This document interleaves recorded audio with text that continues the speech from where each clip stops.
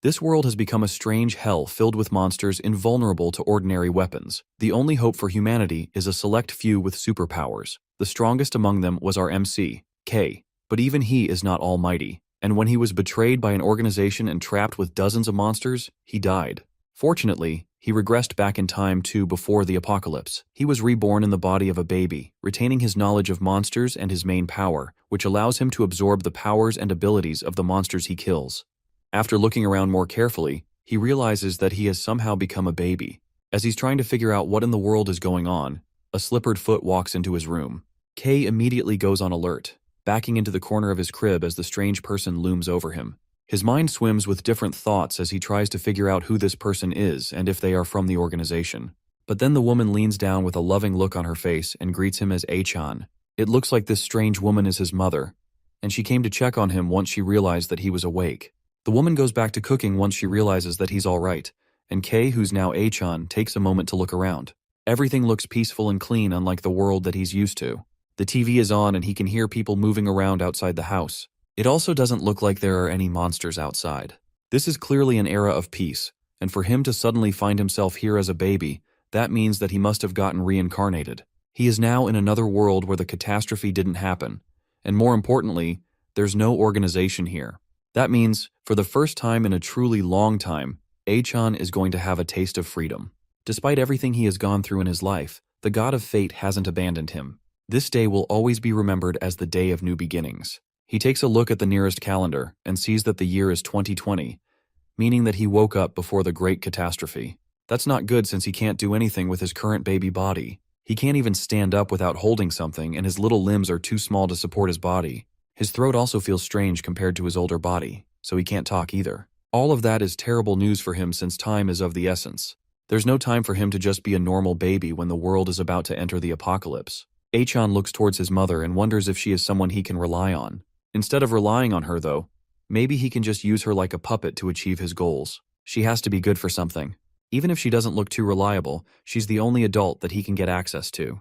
He wonders if she is at least flexible, but several boxes falling from the shelf is enough to disprove that. She isn't good with her hands either, as she piles an impossible high amount of flour into a bowl while cooking. Neither is she good at cooking, and she almost burns down the house while trying to make breakfast. It's obvious that she can't do anything, but she at least tries her best to take care of her baby, even with her hair roasted by the fire she caused earlier. It already feels like the end of the world, and the future of his new life looks rough. The doorbell rings, and his mother goes to answer the door and receive a package that just recently came in. Before she opens the door, though, she has to find her wallet so she can pay for the delivery. As she leaves to find her wallet, A-chan tries to remember the last time he has heard that word.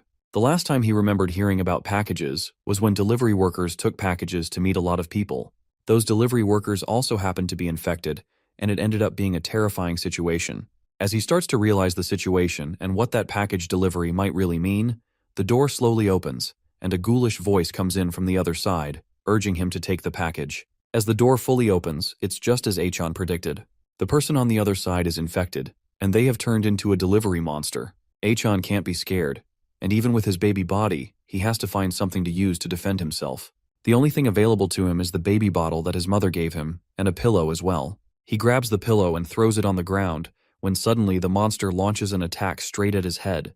The powerful blast cuts through the crib, and A-chan grabs his bottle before making a quick escape out of the crib, and landing on the pillow that he threw to the ground earlier. It doesn't have to be said that if a blast like that touches him, then he's definitely dead. Luckily, he has enough experience with fighting monsters from his past life, and from that experience, he knows that there's no way he can beat his current opponent. It looks like an amplified monster, and on top of that, the tentacles on its head look even more dangerous. But another thing he knows is that strong monsters like these are terrible at making tight turns. He tosses his bottle lightly under the monsters and it trips on it while rushing towards him, flying over his head and crashing through the window. For the first time ever, A-chan is actually grateful for all the brutal battles that he went through in his past life. As he's celebrating his victory, a tail sprouts out from his back and rushes out the window after the monster. It reaches the dead body laying on the street and eats up the monster core like a living being. A-chan grabs the tail and looks at it as it munches on the monster core. He's familiar with it, since this is the ability he had in his previous life, the Tail of Toady. It's a powerful ability, but he has no idea why he still has it even after reincarnating. The Great Catastrophe is set to happen 4 years in the future, and Kei in his past life was born 3 years after that. He doesn't know what's going on, but he's incredibly lucky to get this ability out of nowhere. In his past life, he got the ability after absorbing the core of a monster that also had the coyote tail. Another fortunate thing is that the younger someone activates their power, the stronger it will turn out to be. To test it out, he turns his hand into a sharp blade and uses it to strike his crib, bending it instantly. In his past life, he awakened as an S-class when he was 7, but since he has this power as an infant, then he will become the legendary triple S rank this time. This is his ticket to riches, fame, and beautiful women. In that case, he doesn't need to stick around in this house and play the role of a clueless baby. As he crawls away to start his new life, the crib that he bent earlier starts to fall, and its aim is right on top of him. Achan tries to move out of the way, but his body gives up on him, and he's left unable to move. The metal crib eventually cracks and starts to fall to the side, and the last thing he sees as his eyes close is his mother desperately rushing to his side as the crib falls. He remembers his past life and his ruthless master that put him through many horrible trials. The man made him do disgusting things like eating dog food to survive. Things like that were to prove that he really is just the organization's dog. Achan grits his teeth, angry at the fact that he is referred to as the organization's dog. He wakes up slowly as the sun starts to shine on his face. It looks like he blacked out after defeating the monster. He slowly pushes himself up and sees his mother sitting close by and writing in a book. It looks like she managed to save him after all. But now the question is why he passed out in the first place. It looks like the power of his ability is too much for his body. He only used it for 30 seconds, and yet, it completely wore him out and left him completely defenseless. For now, he needs to get stronger if he wants to be able to handle his powers again. As he's thinking about that, he hears the sounds of his mother crying. He takes a look at the book that she's reading and it's covered sticky notes. On the page, she writes about how she almost lost her treasure. It seems like she's talking about him. There's also a nasty bruise on her back, and it's likely that she got the bruise from protecting him. His mother from his past life would have happily sold him to the organization for a quick profit, and yet this woman risked herself to protect him. He reaches one of his tiny hands to comfort her, and as soon as she feels him touching her, she reaches over and grabs him in a tight hug. It looks like this woman is different from her, and that makes him decide to stay with her for a while. Regardless, there's still not a lot of time, and the world will change in less than a week. The next monster should already be on its way, and he needs to be able to fight for more than 30 seconds if he wants to protect his new home. Outside their apartment, a window cleaner shivers in pain as blue slime seeps out of his eyes, mouth, and nose. The blue slime slips down and enters the drain pipes below him, on its way to somewhere specific. As Achan is considering his next steps, his mother brings something over to him covered in a red blanket. She removes the blanket to reveal a dog inside a cage for him. She got the dog from their neighbor so that he can have a companion. Achan remembers the dog from his past life. It was a fierce mutt, and he never thought he would see it again in this life. On top of that, the dog is way too big to be a baby's playmate. However, this might turn out to be a good thing for Achan. His mother might be a bit ditzy, but it looks like she can be useful sometimes after all. If he trains the dog right, then it can end up becoming a strong ally, and it can even grow into a means of transportation. Having a big dog might not be so bad after all. His mother smiles at the little grin on his face. It looks like she made the right decision, and it at least made him happy. She leaves the two of them to play while she goes to do some more chores around the house. Achan stares the dog down as he wonders what he's going to do with it. For now, he's going to need to feed it first. He gives the dog a sausage from the kitchen and orders it to eat. If he eats it, then Achan will become its master, and the training can begin. Despite the baby's attempt at forming a contract with the dog, it seems like it's too simple-minded to understand what they are doing. As the dog bends down to pick up the sausage, Achan stomps on his head, showing off the difference in their power dynamic. However, even though the dog doesn't understand what the baby is saying, that doesn't mean that it'll tolerate disrespect. It punches Achan with two well-placed paws to the face, sending the baby flying. Then it turns away to enjoy its sausage in peace, but the baby isn't going to take that laying down. Achan leaps up to attack the dog with a loud battle cry. He pounces on the dog, and the two of them fight it out while the mother laughs at their antics. It looks like the two of them have already become friends. As she's cooking, she realizes that she's out of flour. When she bends down to try and find it though, a blue slime monster comes up from the sink and towers over the fighting dog and baby, aiming directly for the oblivious woman who is still trying to find some new flour to use and cook. The slime monster lifts into the air and aims directly for Achan's mother. The dog springs into action and rushes to go for the monster before it can hurt her. It gets there just in time to push her into the sink cupboard before the slime can attack her. Thankfully, the mother doesn't know what's going on, while the slime and the dog fight behind her. Achan watches the whole thing happen with an unimpressed look on his face. The monster is way too weak to cause any real problems, but it'll still be troublesome to deal with. Its liquid makes slashing and stabbing attacks useless, so they have to find another way to deal with it.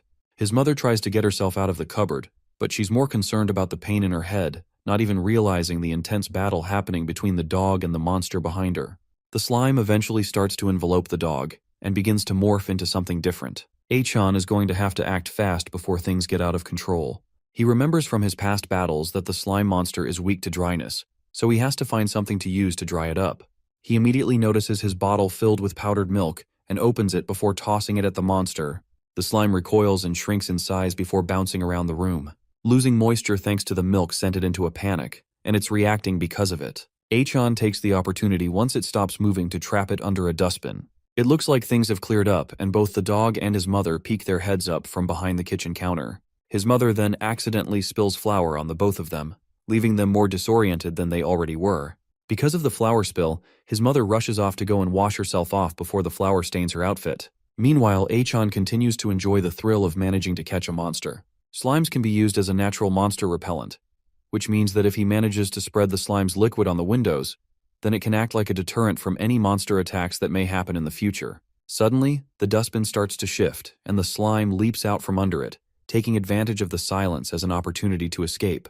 The dog gets in front of it before it can get too far, and Achan rushes over to try and trap it again, but it still manages to slip away, this time completely avoiding getting trapped under the dustbin.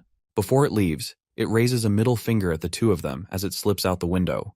The slime came to their home on its own and caused chaos, and then had the audacity to try and leave on its own. It may be weak, but it's too cocky for both of their likings, and that makes them too angry to allow it to escape freely. Achan grabs a nearby umbrella as a weapon and climbs onto the dog as a trust steed.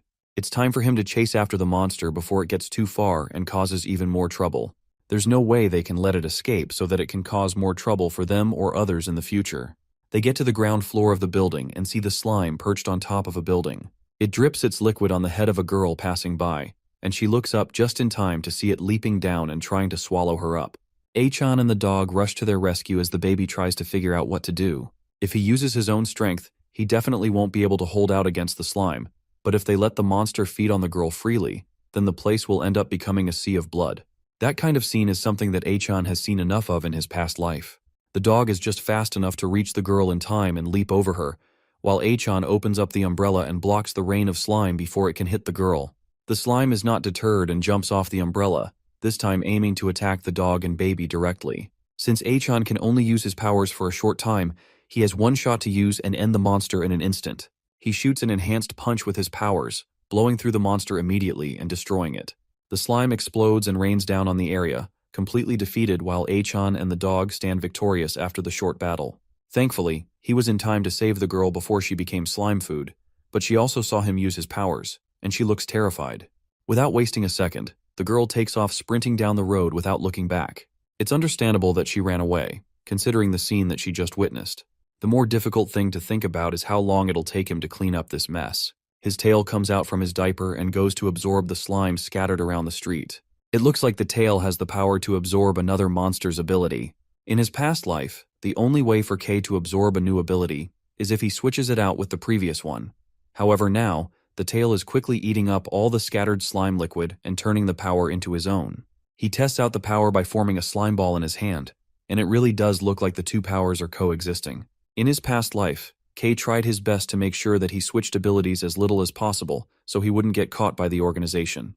That ended up being his downfall at the end, but that doesn't change how strange it is that the tail of Tao T somehow evolved on its own. It could most likely be because of his age. The younger the age of a person when they start developing abilities, the stronger the power of the ability, and the faster the person is able to adapt to it. K became an eligible user for abilities at the age of 10, but everyone younger than him died. Most children can't survive monster toxins, and they all ended up dying as soon as they were exposed to it. But now, K is even younger than any of the other potential candidates from his past life, meaning that his growth potential is incalculable. While he was thinking about how to do things, the dog brought him back home safely. He jumps off the back of his trusty steed and uses his new slime powers to coat the area, ensuring that no monsters will be coming to his home anymore. But just doing that alone has already drained him of all energy and left him exhausted. There's no use thinking of getting new abilities or adapting to his current one, because his stamina is just way too low for him to be able to do anything with the powers. However, he doesn't need to worry too much about the potential future, since the monsters shouldn't come and disturb them anymore thanks to his slime barrier. Achan collapses to the floor in exhaustion, and the dog comes over to him with a menacing look in his eyes. It looks like it's finally time for the dog to get revenge for that humiliation earlier. The dog leans down and picks Achan up by the scruff of his shirt, and for a moment, the baby thinks that he's about to be turned into dog food. Back in the apartment, his mother comes out of the shower, fully cleaned of the flour that poured earlier. She heads to the living room to see how her son is doing, and sees him snuggled up with the dog on the floor. It may look like they are snuggled up, but Achan is struggling fiercely against the weight of the dog on top of him. Hours pass, and the baby is able to free himself from his fluffy prison to get to work on protecting the apartment. He manages to coat the windows and vents and also the drainage pipes with the special slime. Now, even if a major disaster hits the house, they will be safe for a while. While doing all of that, he was able to figure out the current state of the Taoti tail. Apparently, it can stock up to 4 abilities at once, unlike in his past life where he had to swap out one for another. Right now, he can use both the Taoti tail and his slime powers, but only for about half a minute. In order to prepare for a major disaster, he's going to need to do other things. One of the first things any survivor desperately needs in the apocalypse is supplies. The biggest cause of death after the disaster wasn't even the monsters. It's the starvation caused by disrupted logistics, which eventually led to the desperate scramble for supplies. If someone can manage to stockpile on supplies early on and avoid the conflict altogether, that person can even create followers and have people on their side during the most dangerous parts of the disaster. Achan will need to prepare it as soon as possible, but as a baby, there's a limit to what he can do. Supermarkets are crowded, and eventually, places will be full of monsters. If even one person gets infected, the disease will spread around rapidly with no hope of slowing down.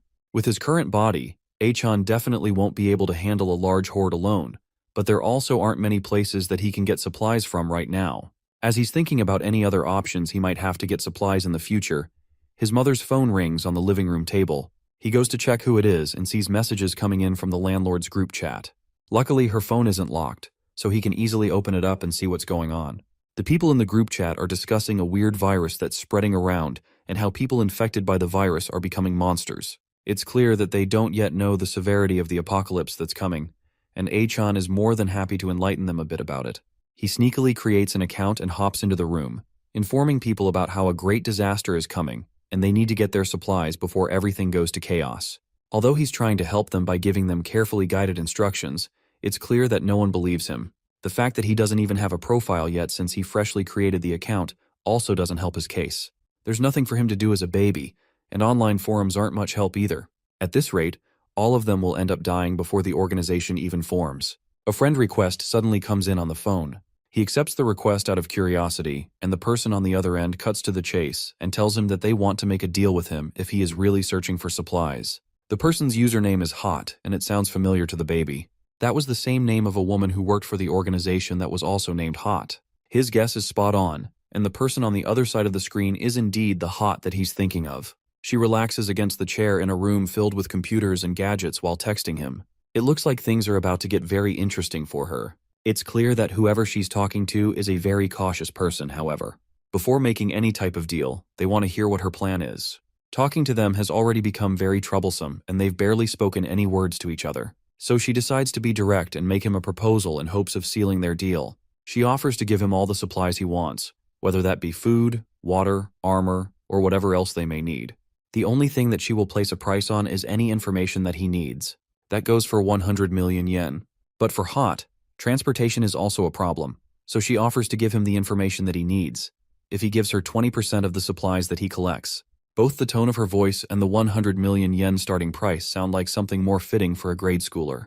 Looking at it logically, there's no way that this person he's talking to isn't the Hot he remembers from the organization. He continues relating with her, asking her directly why he should trust anything she says. On top of that, he also asks why he should even agree to the negotiations in the first place. Hot asks him if he is hoping to become an enemy instead of an ally.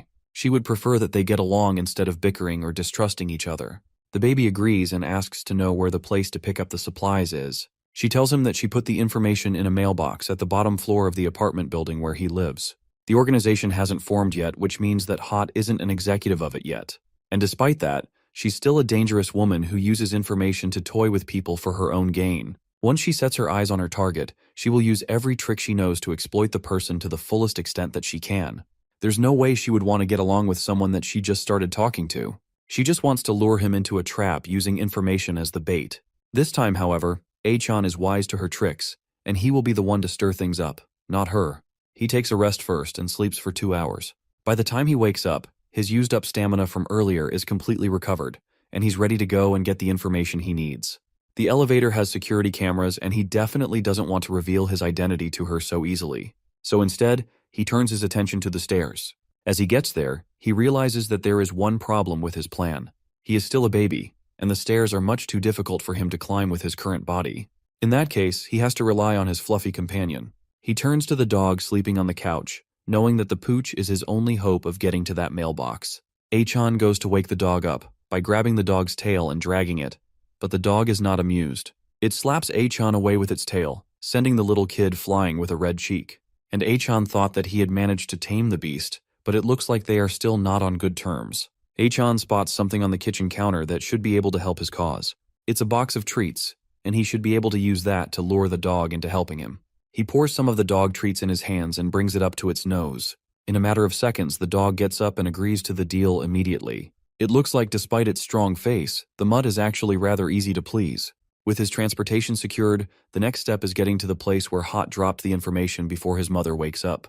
He rides the dog through the apartment building and eventually reaches where the mailboxes are. Inside one of the mailboxes, there's a pink letter sticking out of it. That's obviously what his target should be.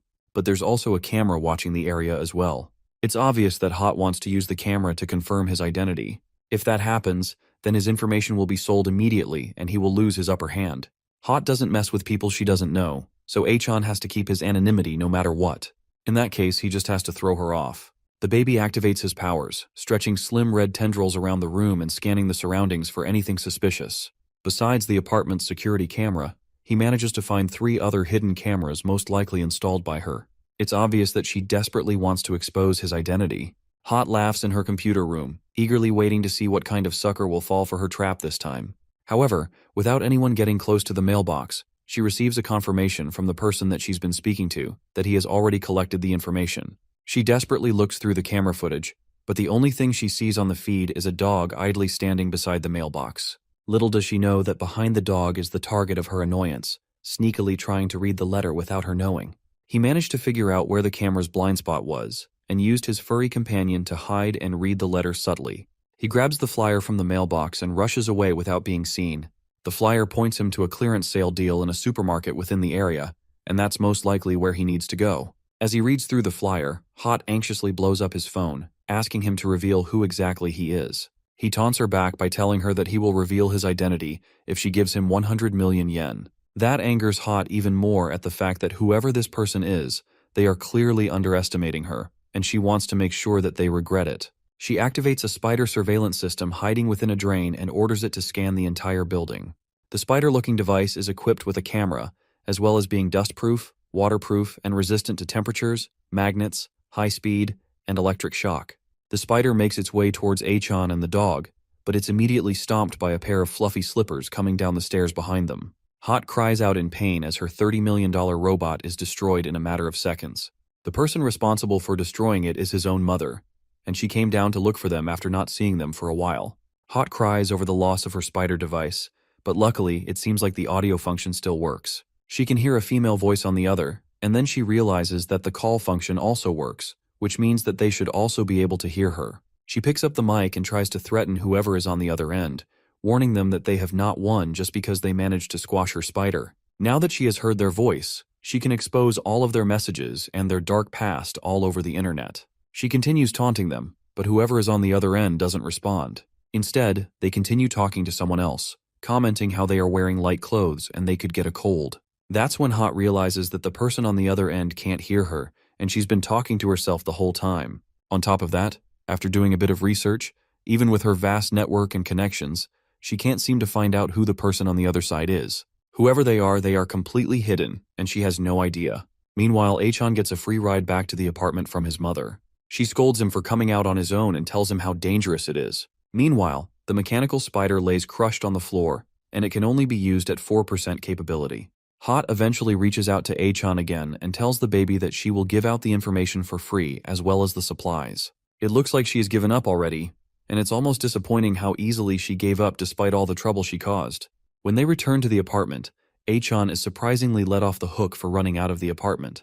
His mother thinks that the dog opened the door by itself and that the baby crawled out afterwards while still half asleep. Because of that, he won't be able to use the dog for a while, and it has been tied up to avoid any further instances like these. According to Hot, a warehouse-style supermarket will open soon, which means that she is going to give them supplies from an inventory that she stole from others. For Hot to do that so willingly, she's being rather generous despite everything. If he's going to gather materials, then he needs to do it sooner rather than later. But first, he has to figure out a way to get to the supermarket in the first place. He left a flyer out on the table for his mother to see, but she hasn't even noticed it. There's no way that he can just directly tell her about the end of the world, but he's going to need to do something. As he's trying to figure out what to do, he overhears her talking about how there are only 5 days worth of milk left. That's a perfect opportunity, and he can use that to his advantage. He pushes over the cup of milk on the table, and then pretends to still be asleep when she comes over to check the noise. When she goes to clean up the milk, she finally notices the flyer on the table for the supermarket. She picks it up and starts to consider checking it out, and everything goes all according to Achan's plan. The day finally comes for the trip to the warehouse, and she dresses up the baby in pink clothes, much to his disappointment. While they are both out, the dog has been left at home with plenty of food to eat. They reach the supermarket, but before she can enter, a security guard rushes over to ask her what she's doing in the area. He tells her that there is an infectious disease going around and people are supposed to refrain from going around. The mother tries to tell him that she just wants to buy powdered milk for her baby, but the guard is having none of her excuses. He's a government worker, and Achan knows that the government will soon disappear, so they don't have to worry about things like these for long. The guard is only doing this because he has been ordered to, and he tells her that she should go home. As he's talking to her, he doesn't notice the monster stalking up behind him until it puts its hand on the man's head. In an instant, the monster squeezes its hand and the man's head pops like a bloody balloon. Then it sets its sights on the defenseless mother and child. This monster is a lot larger than anything Achan has faced so far, and it's a strong proliferative type, so it doesn't have any particular weak points either. He doesn't want to reveal his strength, but if he doesn't use his power, then both he and his mother will die here. There's no time to waste, and he's about to spring into action, but his mother plucks him out of the stroller and tries to make a run for it. Achan knows that running away is useless since this thing is a whole different species. It's way faster than a human, and his mother has no hope of escaping on foot. As the monster gets closer to them, Achan notices a case of fire extinguishers on the wall, and then he uses his powers to break the case. It explodes and covers the entire area in gas. The sudden cloud is enough for Achan to squeeze out of his mother's arms and attack the monster, sending it flying away and crashing into a wall. He has about 30 seconds, and until the dust settles, to take care of this monster.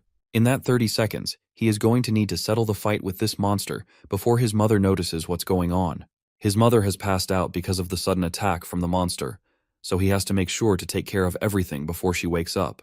Luckily for him, she's unconscious from the earlier impact, but there's no time. The proliferative type has its core in its head. If he can manage to strike its head, then it will definitely die in one hit. However, the monster is still unharmed even after the strike he gave it earlier. Achan has to make sure to finish off the beast in one blow before it can get back up and hurt him or his mother. There's no shortcuts he can use like all the other times. This time he's going to have to fight it head-on with his own strength. Thankfully, he can at least stand this time and doesn't have to crawl around. The monster takes the initiative and jumps towards the child, but Achan is able to dodge out of the way before it can take him down. He then uses his ability to slice up the monster with thin strands of his toady ability. He didn't manage to take out the monster, but he at least managed to make it bleed after that heavy attack. Things don't look so good right now, but Achan is sure that the one who is going to win is him. He rushes off to attack the monster again, this time sure that he can at least hold his own against it. Thanks to his small body, he is able to easily dodge most of its attacks, and uses the string from his toady ability to swing around its body and wrap around it. Then once he lands, he pulls the string, once again cutting through it instantly. It seems like he has the upper hand, but he still needs to strike the monster in the head to defeat it. Luckily for him, with a body as large as that, it makes it difficult to aim for a fast-moving baby. It also can't use its full strength because of how fast it's forced to move. For the monster, it would be the same as trying to chase a mouse. Eventually, Achan is about to outrun and outsmart the monster perfectly, wearing it down severely until it can barely move. This is all thanks to the experience he has built from battles in his old life, up till now. Thanks to the consistent attacks from the baby, the monster's power has been greatly reduced, and one more hit should be enough to take it down. He can't get too smug though, and although the monster has been severely weakened by the constant attacks, it uses all of its strength to grab one of the spikes from its back and chuck it at the baby with incredible strength. Achan is fast enough to dodge the attack, but it still manages to cut deeply into his forehead. He hops away, putting significant distance between him and the monster before it can launch another one of those attacks. If it continues to attack like that, then the baby has no chance of getting closer to finish it off. For now, he has to try and think up another strategy like a surprise attack, or he has to find a way to divert its attention. There's no time left either, and he will soon feel the after effects of using the full strength of his powers. For now, he might have to run and take his mother away before she gets hurt. As he's still trying to figure out what to do, he notices his mother helplessly looking around back at the ground floor. It looks like his time ran out faster than he anticipated, and now she has woken up and she's desperately looking for him. As she searches around for him, she comes face to face with the monster and stares up at it in shock. Instead of running though, she reaches into her pocket to get something, and Achan desperately yells for her to run away because she definitely won't be able to take on the monster by herself. But as the protagonist's mother, she definitely has some tricks of her own. From her pocket, she pulls out a stun gun and shoots it at the monster, zapping it with intense electricity and causing it to freeze up. It may be unorthodox, but this is exactly the diversion that the baby was looking for. Achan leaps off the building towards the streets below, right as the monster recovers and swipes at his mother, sending her flying backwards. As she falls to the floor, conveniently looking away from the monster, Achan comes descending from the skies with a massive attack, intent on taking out the trash once and for all. The monster looks up just in time to see a baby with a massive buildup of energy on its leg coming down at it at high speed. The attack connects right on the monster's head, breaking it apart immediately and killing it instantly. His mother is still on the floor, unconscious as the baby walks up to her to check on her condition. As much as he's not too fond of her yet, it would have been way more dangerous for him if she wasn't there trying to protect him. Not only did she come to try and save him despite the danger, she also risked her life to save him. There's still a lot of training she has to go through before she can be useful to him, but it seems like he can at least trust her. As he thinks that to himself, the after effects of his power come crashing in, and he collapses beside her, losing his consciousness as well. When he wakes up again much later, he has a bandage on his head, and a strange, red-eyed man is fixing up a new diaper for him. Achan doesn't recognize the stranger, and his immediate form of self-defense is to pee on the man to try and scare him away. His mother quickly rushes to apologize, hoping that the strange man doesn't get offended. He wipes the pee off his face, accepting the fact that he most likely just scared the kid, and that's why it happened. He then asks her if she's getting along with the dog, and it looks like his mother is familiar with the man. The man is most likely the former owner of the dog, and he thanks her for taking care of the mutt. Achan is more concerned about the fact that his mother definitely saw the monster that attacked them earlier, but she's acting as if nothing has happened. Then he notices that his hair is wet. That probably means that she was crying in secret again while he was asleep. The man tells her that they are heading out to stock up on supplies and invites her to come alone with them. That catches Achan's attention, as he realizes that stocking up on supplies and buying them all out with the help of other people definitely isn't a bad decision. Before he follows along with them, though, he still has to retrieve the crystal core from the monster that he defeated. He jumps out of his stroller and hurries over to the monster's remains. Once he uses his toady tail to absorb it, he immediately gains the monster's power. This time it seems to be a hardening skill, and it has already fused to his bloodstream. It's not a bad skill, and now he can use his tail as some sort of shield. But before he crawls back to his stroller, he notices the strange man from before having a call on her phone. He's talking with someone, and they seem to be talking about the fact that he and his mother are both a burden to them. He also reveals that the reason he's bringing both of them along is because in an emergency, they can be used as decoys and at least be a little bit useful. The guy is definitely crazy, and it's clear that he has bad intentions. He tells the person on the other side of the line to take another vehicle and grab more supplies. As Achan listens in on the conversation, he accidentally bumps the truck he's hiding behind, and the man quickly turns around, ready to attack anyone that's eavesdropping on him. The man comes up to him, but he's clearly expecting to see someone threatening and instead sees a little baby, which makes him let his guard down. The man pats Achan on the head and asks him how he got all the way there.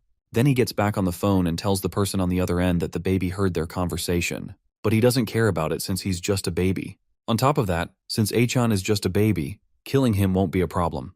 The baby bends his head anxiously after realizing that the guy is completely insane. They all pack into a car and his mother secures him into a child safety seat at the back. Then they prepare to set up, with the man and 3 other people in the car. Achan doesn't trust the crazy man to be the driver, but there's nothing he can do about it. If he could at least use his power, then he would be able to crush the crazy man in an instant and prove who is stronger. The others in the car get acquainted, and his mother tries to start a conversation by offering some snacks to the others. It's incredibly strange that these people seem so calm despite everything that's going on. Achan starts to wonder if they have even seen footage of the monsters, and why anyone would even go outside at the moment. The man starts the car and waves to the person at the compound that they are staying at as they leave. Achan realizes that their lack of awareness is probably a kind of self-defense. After all, even if people see monsters or corpses, it doesn't always mean that the world is ending. All they can do is act normal and try to hide their fear. As they continue to drive through the town, Miss Ling brings out a box of sandwiches to share with everyone in the car. The people in the car are all residents from the apartment building that Achan and his mother are staying at. There's his mother Ling Yingyu, a resident of room 502. Then there's Den Ku, a resident of room 103. And finally there's Ryu Kaisen, a resident of room 104. His mother continues to offer snacks to the others in the car as they drive to the supermarket. Ryu Kaisen asks his mother how she's managing to raise a child on her own, despite how tough it is. After all, she's young and beautiful, and it doesn't seem like she's working either. It's also dangerous to go outside with a child. His mother originally considered leaving him at home, but she has noticed that whenever Achan is left alone, he starts to act crazy. She had to bring him with her after giving it a lot of thought. Achan subconsciously tries to tell his mother to stop talking as she sighs while thinking of all the chaos that has happened because of her child over the past few days. One of the men at the front is Chin Minoru of room 504. The driver comments that Ling is useful in a fight, especially since she managed to take down a large monster with her taser gun. They also brought the dog as well in the truck that's following them, so they have some extra attack power if anything were to happen. Achan's mother doesn't remember what happened, and she doesn't realize that it's her child who did all the work. As they continue to drive through the town, the driver realizes that something is wrong. There should be more monsters around, but the place is surprisingly empty. Suddenly, he notices someone running on the road, clearly looking for help. As she's running through the road, looking for somewhere to hide, the wall of a nearby building bursts open and a hand reaches out for her. Then she is suddenly overrun by several monsters all at once. The driver tells them to hold on tight as he tries to maneuver the car to avoid a collision with the monsters and the girl. The car and the truck both drift to avoid the small crowd of monsters, and they manage to move by safely. The dog barks loudly in the back seat as the monsters crowd over the girl and pull her to the ground. She cries for help as the monsters pile on top of her and attack her. Today has been really hectic from the moment Achan and his mother left their house. They are surrounded by monsters, and Achan takes a moment to analyze the situation they are in. The bug-headed monsters surrounding the car all have sting marks on their necks. The handler of all the monsters must be some type of cyborg. The parasite handlers are parasitic-type monsters, and they have the ability to turn humans into cyborgs. Their power isn't much individually, but in large numbers, it's a different story. And as long as the handle runs around, the cyborg monsters will just keep multiplying. The best thing they can do is find a way to escape immediately. The rest of the bug monsters that aren't piling on the poor girl from earlier start coming towards the car to attack those inside. They are way too close for the driver's liking, and in a matter of seconds, one of the monsters manages to break through the windshield. Achan looks around and knows that it's definitely possible for them all to survive this situation, but he needs to drive them off quickly before they become overwhelmingly large. Unfortunately though, he can only use his powers for 30 seconds, and if he wastes all of it here, then it's all over. He looks around the car and wonders if any of the passengers is able to fight. Ryu desperately looks out of the car at the girl who's getting beaten and devoured by the monsters. She cries for the other in the car to stop wasting time and save her. That immediately pisses off Achan as he realizes that she's going to be a burden to them going forward. Instead of trying to figure out a way to help everyone, she's crying for everyone to save her. They might as well leave her because it's not like she's useful in a fight. Chin Minoru tells them that they shouldn't go and save the girl. She already has the same wound as all the other monsters on her neck, meaning that she's most likely already a lost cause. Chin Minoru clearly has sharp eyes, but he's probably too old to be of any use in a battle. But he might at least be strong enough to carry supplies. The driver asks if they should charge into the mess, but if they are going to charge in, then they should deal with the monsters first before they all get wiped out. Achan doesn't like that idea because it seems like he's trying to get them all killed. They can't rely on the guy when it really counts. The person driving the truck behind them is most likely the same. Den Ku picks up a hard object from somewhere in the car and announces that he will go and help any way he can. He looks like a wimp, but he might also be the kind of character that surprisingly goes berserk out of nowhere. He's trying to say that he's not scared, but it's clear that he's not reliable at all. It looks like there really isn't anyone in the car that can take down the monsters surrounding them. His mother reaches into her bag to get the gun that she was using earlier. Once Den hears that she is going outside with her gun, he decides that he doesn't need to go anymore. As they are all talking, a sharp object suddenly stabs into the car, going straight through Den's chest. Then he suddenly tosses out of the car like a rag doll. Then sharp claws dig into the side of the car, and a different insect monster peacocks its terrifying head into the car and immediately stabs a claw into Ryu, killing her immediately. It looks like this is the main body of all the cyborgs. It must have been hiding somewhere, waiting for the right time to pounce. Since there's no one in the car that's reliable, it looks like the baby is going to have to step up and deal with this situation. Before he can get up though, a sharp stinger heads straight towards his mother. He's not fast enough to stop it before it gets close to her, but instead of the stinger stabbing her, it unexpectedly stabs the car cushion instead. They look to the front of the car to see Shin Minoru unexpectedly holding the monster back. Shin Minoru realizes that this person must be the boss of all the monsters. The monster turns around and tries to stab him in the face, but he grabs the stinger and breaks it instead. It's clear that this man is something else entirely since he managed to take down the boss of all the monsters with his bare hands. The monster screams as he stabs its own stinger into its neck. Then, as the monster's screams eventually fade, it dies off, and Shin Minoru drops its dead body off, making it fall down to the street floor. As he wipes the blood off his face, he complains about how old he is becoming. Meanwhile, Achan looks on in adoration as he realizes that the old man is a total powerhouse. But then he realizes that the fight isn't over yet. The monster on the ground has a second phase, and they can't let their guard down yet. Achan doesn't know who this old man is, but just aiming for the heart isn't enough to kill the monster. Just as he expected, the monster starts to rise up again, and it's clear that it's about to attack again. He doesn't have a voice to talk, so he only has one way to warn the old man before things get bad.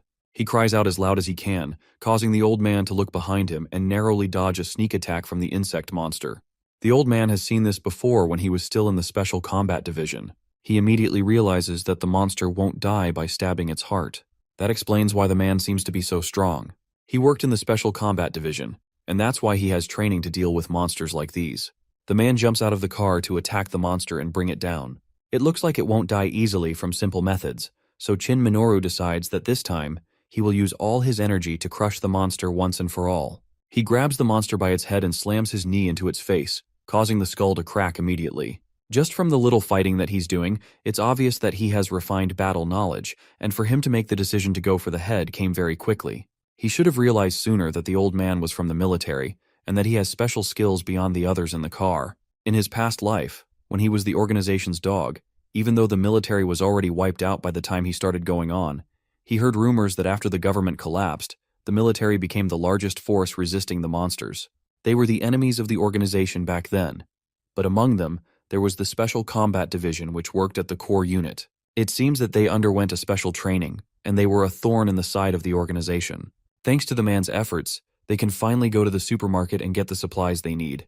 His mother initially suggests that they head home too, but Shin Minoru immediately shuts the idea down and tells her that if they go home, something else might happen, so they need to keep moving forward. It looks like they finally have a reliable person on their team, but now Achan has to figure out how to get this guy on their side. Maybe he can send out a fake military command, or he can blackmail Hot to make her send some insider info, or he can just cling to the man and force him to protect them. Just the thought of using the man for his own personal gain makes the baby grin evilly. As he's thinking of what to do, the man pats him on the head.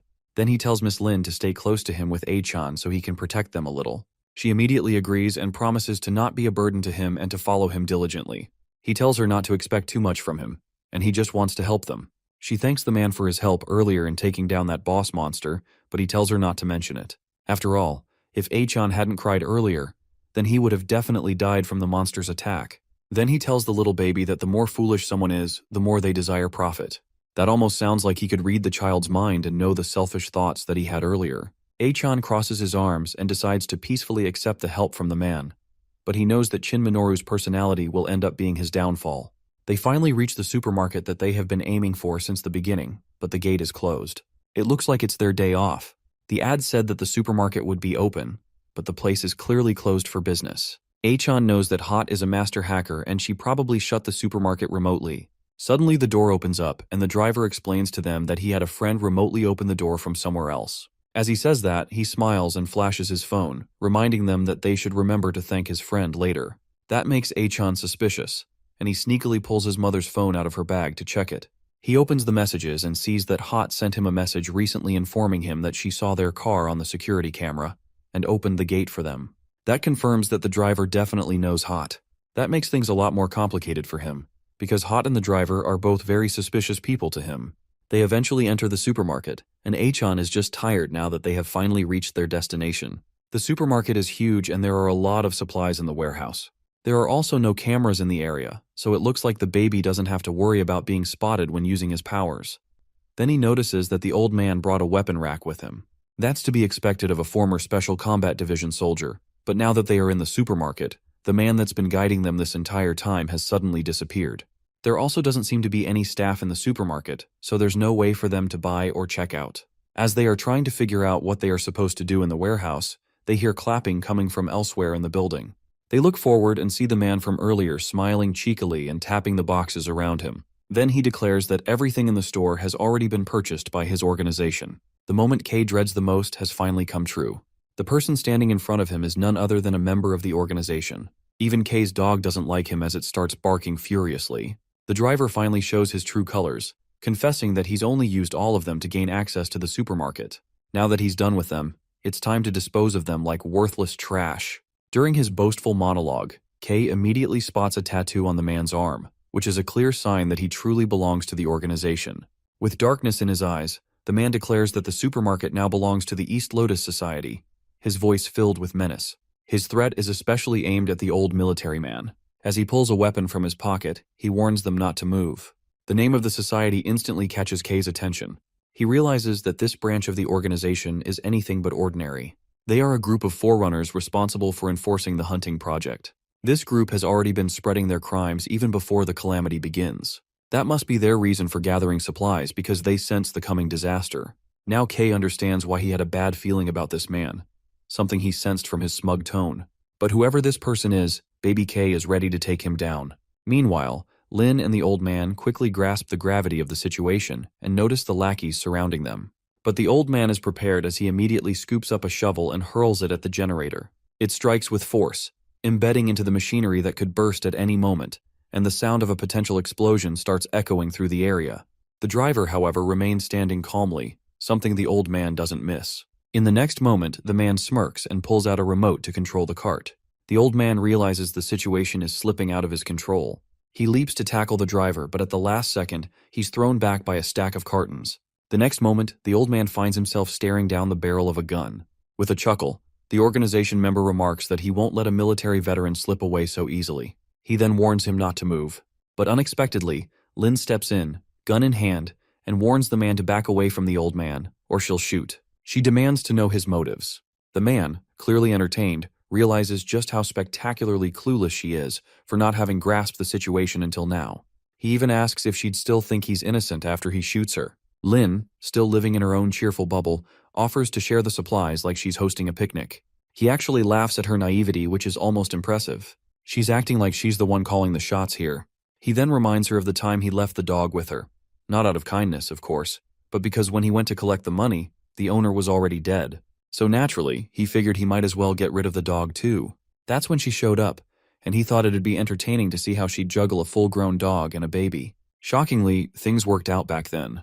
But now, with his gun ready, as he rejects the idea of sharing the supplies, there simply isn't enough to go around. The next moment, all his lackeys point their guns at them.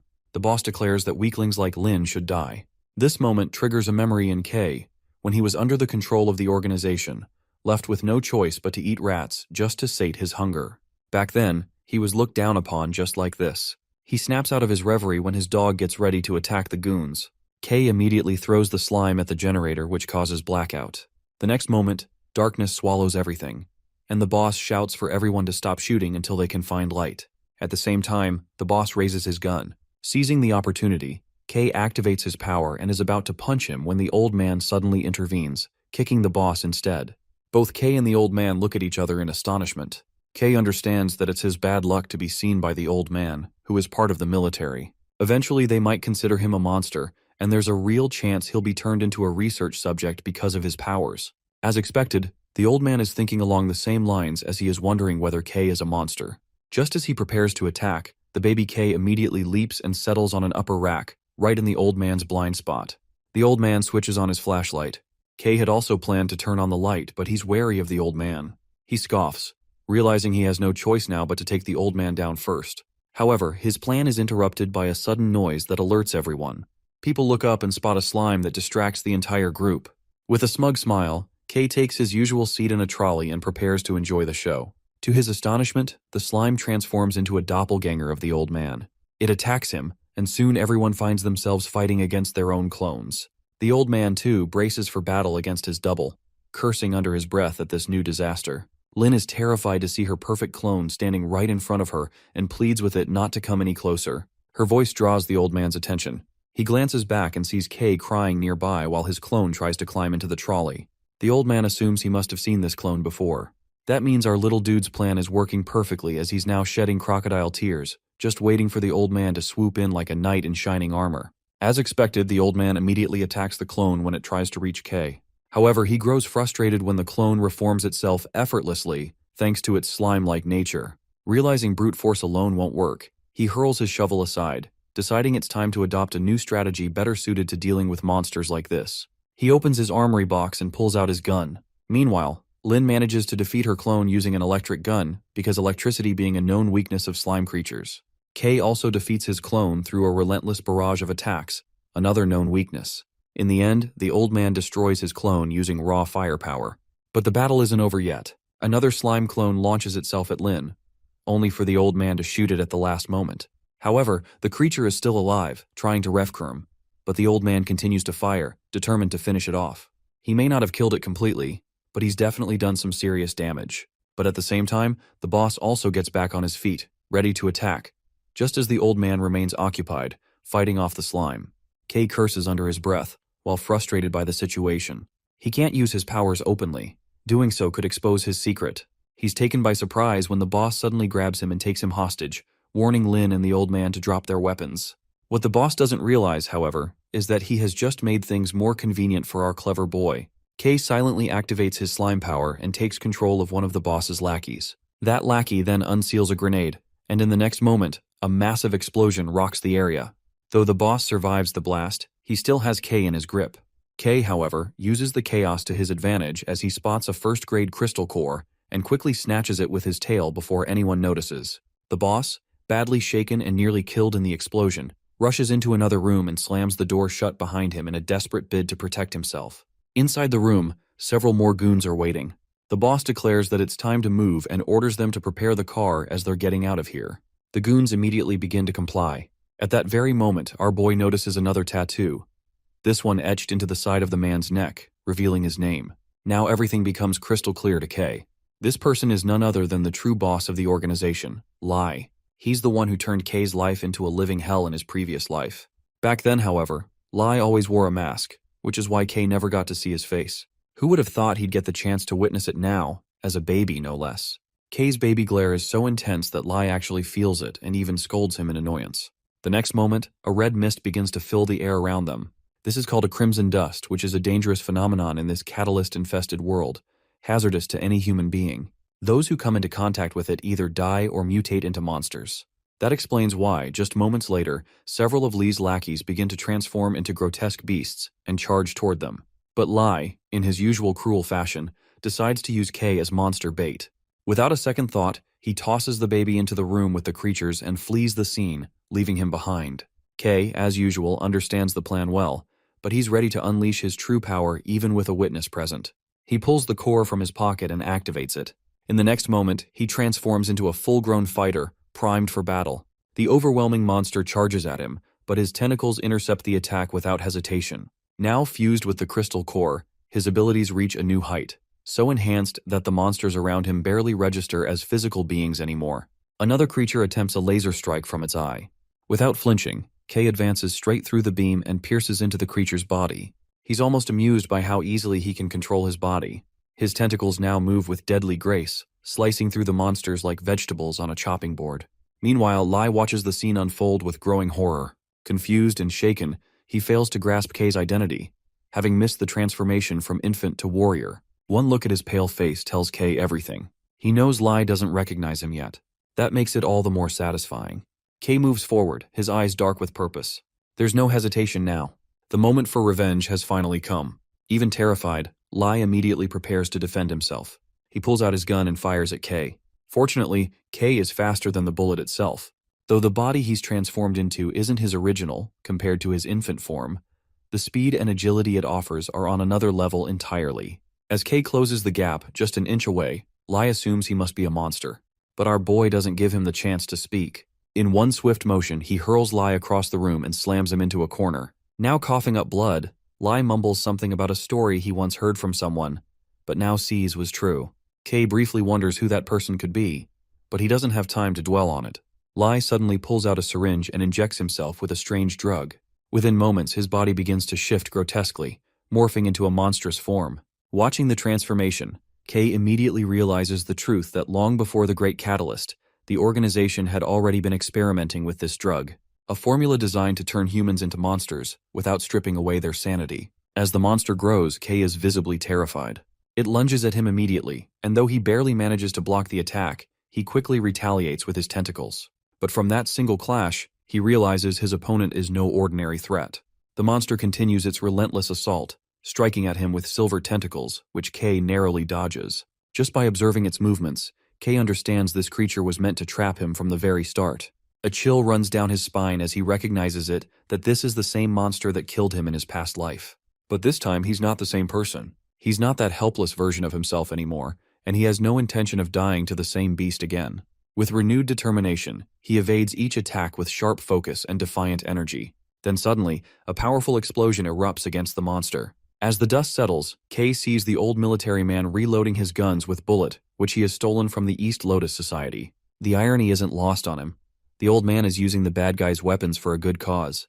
Meanwhile, K tries to process the sudden shift in the battle. The old man is targeting the giant eyes monster, which is apparently Lai, still disguised in his monstrous form.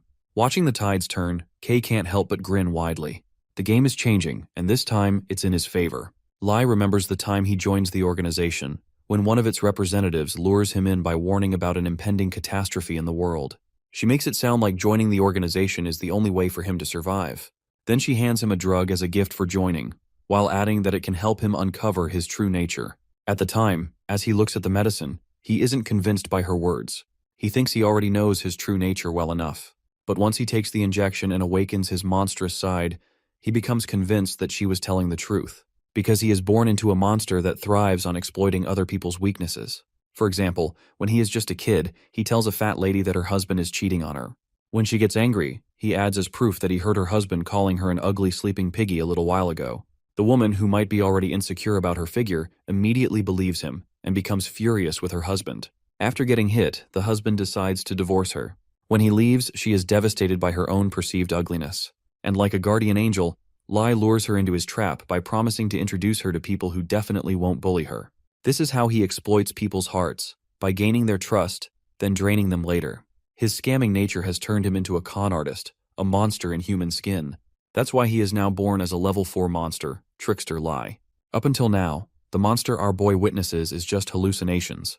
He sees the monster that killed him in his past life, and is scared to death by Lai's trickery. Meanwhile, Lai decides not to waste his energy, and waits for the right moment to strike back and win in the end. Suddenly, he is struck by a bullet, and startles to see the old man ready to fight him again. He is frustrated by the old man's long life, and immediately attacks him. But the old man stays hidden, launching attacks without revealing himself. Lai attacks again, but his strike is met with a series of explosions. The clash creates a large amount of smoke and dust, making it hard for him to see anything clearly. Taking advantage of the situation, K moves into his blind spot from behind. When K attacks, Lai curses loudly, furious that he has snapped out of the hallucination so quickly. K steps forward and declares that Lai is nothing more than a level 4 con man who can never be anything special. With that, he attacks Lai with his tentacles, making Lai curse those tentacles. In the next moment, Lai tries to create an illusion around K, but this time it doesn't work. He is frustrated by the failure of his skill. K remembers the time he tasted death in his past life because of the hallucination. While silently thanking Lee, he unleashes his full power. Lai is scared as K, with lightning speed, hurls himself toward him. Lai is bleeding profusely after being attacked by K. K then asks him calmly if he is done. But inside, he knows this is only the beginning. In 2 hours, another wave of crimson dust will hit. It will be nothing like what humanity has faced before. This will be a deformed tide that breaks hell open. As he prepares to finish Lai tries to stop him. K responds that he's not interested in his last words and is determined to end him. Meanwhile, the old man is also watching the scene unfold. K understands that Lai is a tough opponent who still wants to fight despite all his injuries. So, it's better to finish him off by going straight for his neck. Just as he's about to strike, he is hit by an illusion. His mother appears, pleading with him, asking if he's going to kill her too. He hesitates for a moment, and that moment costs him dearly as he is hit by a series of explosions. Taking advantage of the opening, Lai attacks again, and Kei barely manages to dodge. As Kei gets back on his feet, Lee declares that no matter what, Kei won't be able to kill him. He can now clearly read Kei's thoughts and predict his every move. Lai knows that Kei has only one attack left in him. At that, our dude considers leaving Lai to the old man. At the same time, like reading his thought, Lai dodges a bullet fired by the old man and mocks him, asking if he plans to just stand there like always. Kei curses under his breath, realizing too late that normal weapons don't work against a level 4 monster. Lai, growing overconfident, believes he can see through the old man's tactics. With a menacing laugh and a declaration that he is a divine being, Lai heads toward the place where the old man is hiding. But as soon as he reaches the spot, a grenade planted by the old man explodes the moment Lai steps in. Seeing Lee injured, Kei compliments the old man's sharp instincts. Then he wonders where the old man has gone. As if in response, the old man appears behind Lai and is about to attack, but Lai dodges at the last moment. Lai prepares to counterattack, but Kei calls out his name to distract him. The sudden interruption startles Lee.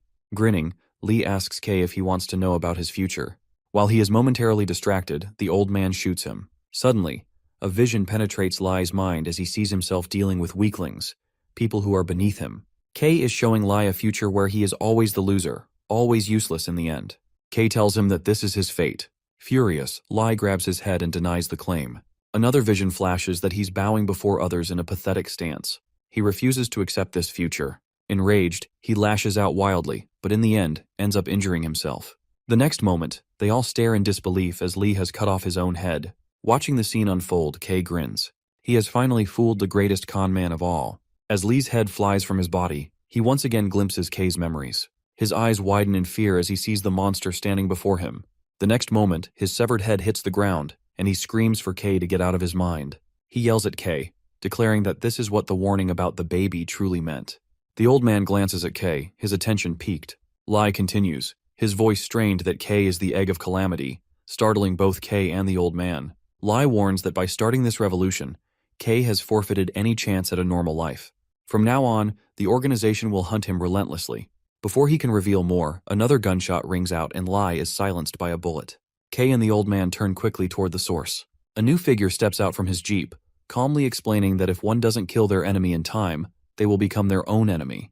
The moment Kei realizes the man is from the military, he goes on high alert.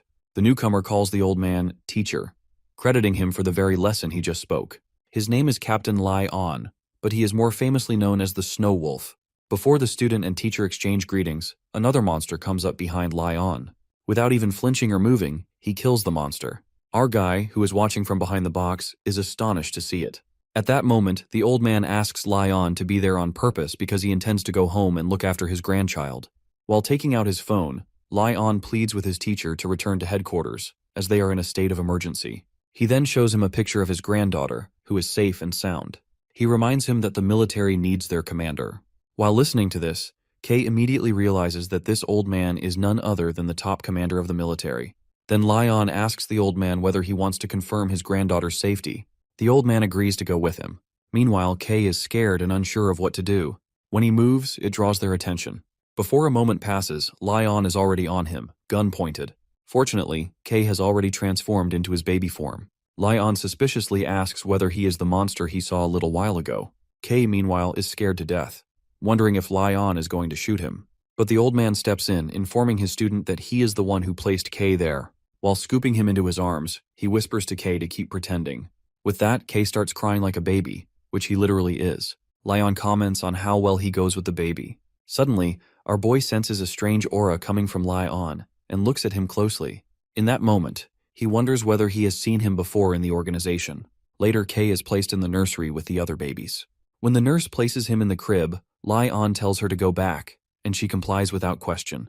While pretending to sleep, Kei listens to all of this and wonders about the whereabouts of the old man. He also wonders about the place he's in. Suddenly, a baby starts to cry, drawing Lai On's attention. At first, he smoothly comments on the baby's energy and asks him to be quiet, but then his tone shifts as he uses his skill to make the baby fall asleep. Meanwhile, our boy is witnessing all of this, eyes wide in horror. He remembers that Lai On is quite an important figure in the organization, with the codename Tank.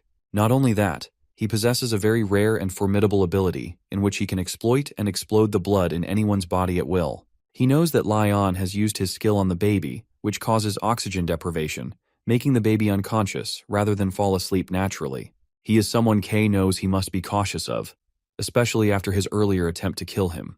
Now Lai On is moving toward our baby. Meanwhile, K is thinking about his own abilities, which he has awakened too early, considering the organization has only just started. He wonders whether he is already one of the compatible few to awaken his powers before the end times. At that moment, Lai On decides to inspect K and tells him to be quiet. K holds his breath the entire time. As soon as Lai On moves away, K lets out a sigh of relief. Before leaving, Lai On comments on how fun it is. As he leaves, K glances around to make sure he's really gone. Then he immediately jumps to his feet. He recalls Lai, a con artist, someone who can manipulate minds. K has abilities like god-level absorption, which create a barrier in his mind to protect his thoughts from Lai. Now, to protect himself against Lai On, he tunes his blood flow, slows it down, and allows the fake blood to be automatically absorbed. After observing it, he looks around at the other kids and wonders whether they are also the Calamity Eggs. It's not like he isn't familiar with the term. He has heard it in his past life. But due to his lower status back then, he never had access to that kind of information. Still, he believes Lai On must know something about it.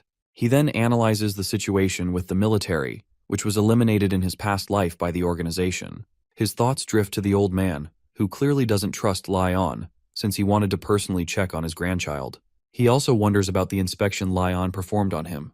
There are too many thoughts swirling in his mind. Then he remembers his mother and his dog, but he quickly jerks those thoughts away. He's not in a situation where he can think about others. Right now, all he needs to focus on is his escape plan. He tries to open the door with his ability, but he can't use it. He remembers the crystal core he obtained earlier, which he used to fuse the ability called Dark Shadow. But during the fusion process, he can't use many of his abilities. Currently, he can only use Dark Shadow and God Barrier. The latter helps him resist mental attacks. But Dark Shadow is too powerful and risky to use in his current situation. So, he decides to wait and understand the intentions of those around him before using his powers and risking exposure. So far, pretending to be just a baby has worked well for him. Suddenly, he notices something emerging from another crib. He looks down at another baby, whose legs are turning into tree branches. So, this baby must be another compatible one like him. Then, he notices several other babies with different kinds of abilities. He remembers, in his past life, these babies were always locked away. Now he understands that they are all placed somewhere similar to where he is now. Suddenly, a tree vine scoops him up. When he tries to break free, he can't. He wonders for a moment whether he should use his abilities now or not. But his thoughts are interrupted by another boy who helps him break free. It turns out to be a little boy, who advises him to just pretend to sleep. So now he should just behave. Kay is taken aback to see that the boy is just 5 years old and has already mastered his abilities. Suddenly, he curses under his breath as he hears a sound behind him. The boy immediately escapes, disappearing from sight. Kay turns to see nurses entering the room for inspection, and he quickly pretends to be asleep on the floor. The head nurse instructs everyone to gather every baby. One of them notices him lying there and scoops him up as well. As all this unfolds, Kay wonders what's really going on here, and what they plan to do with him. After a while, the nurses place all the babies on the floor. He slightly opens his eyes and sees nothing but darkness surrounding them. A chilling thought crosses his mind that are they going to be made to fight to the death? It wouldn't be surprising, as this was a trend in the organization during his past life. He also senses the presence of someone from the organization nearby. Slowly, he begins to crawl as other babies also start getting up. When he looks up, he spots Lai On the upper floor. Before he can process anything else, he sees a monster moving toward a baby. At first, he guesses that these babies are going to be prey for the monster, as he remembers there were no babies in his past life. Then he notices that the monster is restrained by chains, but that doesn't mean they're safe now. He guesses the restraints are only temporary, and the monster is likely to be unleashed later. Everyone around him is also afraid to see it. The boy from before steps ahead, scoops the crying baby from the monster's vicinity, and places him far away. Looking around at the babies and Lai On, he now concludes that they've all been gathered here to fight the monster in order to forcefully awaken their abilities. The purpose of gathering these babies here must be the organization's plan known as the Hunting Dog Plan.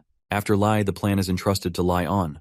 At that moment, Lai On reveals he was just pretending in front of his teacher. Then, he politely asks everyone not to disappoint him and presses the button to start their test. With that, the restraints on the monster break down, and it rushes toward our boy, but he barely manages to dodge it. In the process, his ear gets injured. He looks at the monster, which might be second grade. He's confident that he can take it down, but he's not so sure about the others.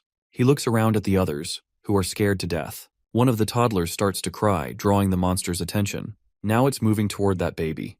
But the girl beside the toddler gets frightened, and with that, her tree branch ability activates. Several vines wrap around the monster. Kay gives the girl a thumbs up and hopes she can hold on. At that moment, Lion also notices her ability, which is identified as a vine type. He compliments it, saying that it's a good one, especially considering it's only at the first grade level. His attention then shifts to our boy, who hasn't shown any abilities yet. Still, he's convinced Kay must be an ability user. In his mind, he believes Kay will definitely activate his powers once pushed into extreme conditions. With that, the monster breaks free from the vines and prepares to unleash its full power. Kay is startled to see the gravity of the situation unfolding before him.